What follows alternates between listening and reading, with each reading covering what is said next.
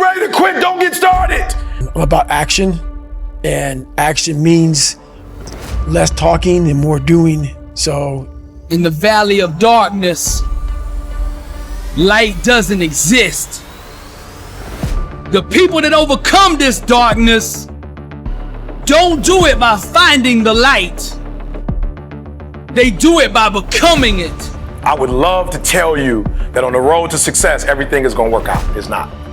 It's gonna be a dog fight.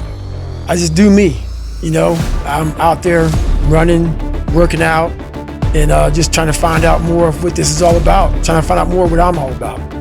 Look at how far you've come, how much you had to overcome, how many battles that you had to face just to get here. It hasn't been easy. It's a dog fight. The road hasn't been success. Like, it's just a paved road, and like E.T. go this way, it's been rough. It's been crooked. It's been hard. But I've made up in my mind that I will get a reward for the pain that I go through. That's insane. It's insane, yeah. Why'd you do that? Well, when I left the military, I'm always looking for more. I'm always looking for what's the next thing for myself. How can I grow? And that right there was the next thing for me. You know, I didn't want to sit back and, you know, just enjoy my retirement from the military. There's no growth in that. So I decided to go out and do this. They looked at the most successful men and women of the world, and they found that they had like 7, 8 things in common. And one of the things they all had in common was a routine. They are obsessed with their routine. They don't have a gap of wasted time in their routine. You know, I realized the reason why I'm so successful and the reason why I don't get in trouble like I used to when I was younger is because when I was younger, man, my schedule had so many gaps in it. All right, I want to change the world. I want to make the world a better place. I want to fulfill the promise. I want to make a difference. I want to be different for my own life. I want to be successful. How do you do it? One day, one choice, 1 minute, 1 hour, 1 second, one decision at a time. We have to save ourselves. So a lot of times we are the team to get us in and to get us out. I will not stop in the middle of the process. The danger of success making you soft. And this must be something that you've battled with.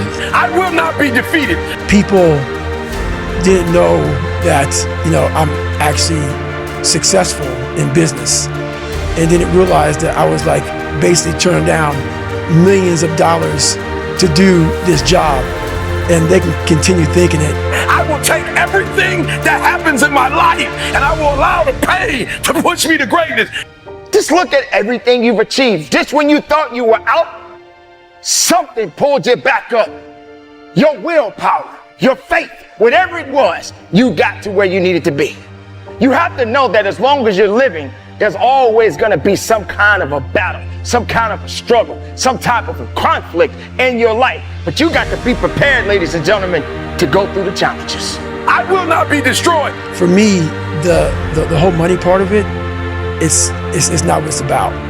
I'm all about that growth, and that growth isn't in these massive paychecks for speaking to corporations, stuff like that. The growth for me is in that $12 to $15 an hour when you're out there and it's like 20 degrees and you're freezing your ass off and you're thinking, you know what, I don't need to be here anymore.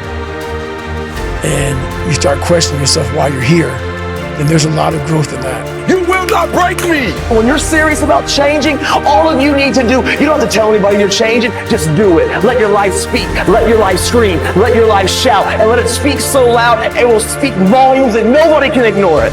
You will not stop me. And so I got some basic credentials out there, and now I can dive in more, because most people think I'm just some animal who runs and yells and just says fuck and motherfuck all the time. And that's nowhere near the truth. That's maybe what they see in a 1-minute video, and that's what people believe, but there's a lot of thought behind a person being a born loser becoming who I am today. You don't just wake up and just rocky the shit. You gotta wake up and think about, there's a process to getting better, and that process is never finished. We celebrate athletes and we celebrate critical thinkers and innovators and actors, and we praise them and coin them our heroes, and we follow them by the millions. We love what they do in public, but you don't know the story behind the glory. You don't know the blood, the sweat. You didn't see the tears that they cried, the prayers that they prayed. the countless weeks where they went without sleep to get where they are. You will not defeat me. Listen to me. I became #1 in the world. I became a millionaire not because I made more money. I became a millionaire because they told me millionaires only live off of 30% of their income. I want to make it plain for you. I became a millionaire because I did what millionaires did. I stopped living off 100%. The only way I lose is if I quit. You have to cap it. You have to learn to cap success. So what I do is, like right now, I don't like doing podcasts. There's a lot of things I don't do, I have to do now to get the message out there to help people out. And what I mean by capping success, I believe everybody should live their life. So everything that someone says in life, take it with a grain of salt. Take what they give and don't be like, oh, David Goggins said this or whoever said this. No, do not take what I say and do exactly what I say. So for me, what makes me who I am, because my mission is very different than yours or anybody else's. I have to go into a situation knowing, okay, I'm a guy who wants to make people better. For people to get better, I have to continuously get better myself. For me to do that, I can't just say, oh, I have this resume, the resume is there forever, I'm good. I have to cap my success because for me to help people out, I can't just say I did it once and I'm good. It's going to be a dogfight. I have to continue to reinvent the wheel of the mind. And so if you're ready to quit, then don't get started. Then somebody said, E.T., if you want to be Tony Robbins, there's no way you'll be able to be like those dudes when you don't have the language they have. You need to go get your master's and a PhD from the right institution. If you're looking for this easy path, don't get started. And that is evolution. You must continue to evolve.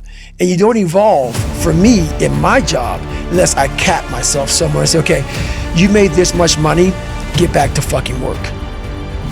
This is not a dress rehearsal. This is a moment. This moment, ladies and gentlemen, is your life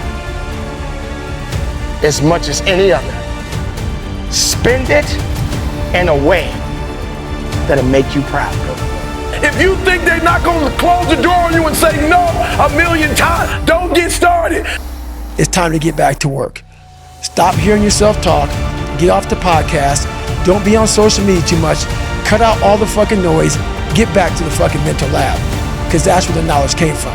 Now the lesson here is to grind until you shine. You don't need to see with your eyes to achieve greatness. You only need to hear and follow her voice. So for me, I must cap myself so I can come back with better, more unique knowledge versus all that cookie cutter knowledge that's out there. That's why people buy the books I have, because it's not cookie cutter. But every time they close the door, I just get excited. Why? Because I am not a no. I'm one yes away. Because all the knowledge for myself comes from that place. It doesn't come from the place of success. I'm young, I'm one yes away. You can't keep telling me no forever. One of the greatest tragedies in life is to live and not know why you're living. I'm just wondering if there's anybody here that wants their future, that wants to fulfill their destiny, that wants to manifest, that wants to walk in discipline and determination. I'm just wondering, is there anybody here that's willing to disappear? Are you willing to forsake all distractions? Can you hide yourself in the library? Can you hide yourself in the gym? Can you hide yourself in the boardroom and plan and caucus and do what is required behind the scenes in order to manifest the moment? Can you hide yourself in your books? Can you hide yourself in your closet? Can you hide yourself in the prayer rooms? Can you hide yourself? You can't keep denying me forever. This type of energy, this type of passion. My knowledge does not come from a place because for me, I built Goggins from the ground up. I was born David Goggins. David Goggins wasn't good enough. He was a scared, bullied, abused kid who struggled in life. And that kid, whenever something got tough, no matter how hard I trained, no matter how ready I was, whenever something got tough for me, David Goggins the real David Goggins would come out and he would quit. So I realized this over a period of time. So I had to build Goggins. You can't stop it. It's important to stay hungry, but it's important more to stay humble within that hunger. So while you're hungry, a lot of people are hungry, but humility is everything. There is not. You don't have enough power. You don't have enough energy. You don't have enough strength to stop this. And in that process, I have to go back to that mental lab. And that mental lab is at scratch. That mental lab is in that trained humility. And so that's where I get better. I get better when I'm digging holes in the ground, when I'm waking up early knowing I don't have to do these things. That's where I get better. So it's important to stay hungry. You can't defeat me. It was going to be a dogfight.